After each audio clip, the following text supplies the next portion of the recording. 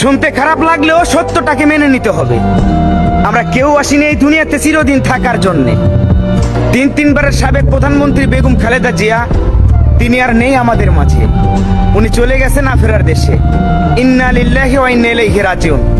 হয়তো এই খবরটা সামাজিক মাধ্যমে এখনো ভাইরাল হয় নাই, তবে এটা সত্য ঘটনা এবং এই খবরটা অনেক কাছের মানুষের কাছ থেকে আমি পেয়েছি। সবশেষে একটা কথা বলবো, সবাই দোয়া করবেন ওনার জন্য। আল্লাহ পাক ওনাকে যেন জান্নাতুল ফেরদৌস নসিব করে, আমিন। ভাই আপনার উদ্দেশ্যে কটা কথা বলে শোনেন। এই যে আপনি বললেন যে আপনার অনেক কাছের মানুষ থেকে আপনি জানতে পারছেন সে মারা গেছে, এমন কে আপনার কাছের মানুষ? আমরা পৃথিবীর কেউ জানি না, আপনি জানতে পারলেন। একটা মানুষ অসুস্থ আমরা পৃথিবীর সবাই জানি, মানুষটা মারা যাক আমরা সবাই জানি, তারপরে আপনি ভিডিও করেন, তাই না? আপনার কি ভিউ এত বেশি দরকার?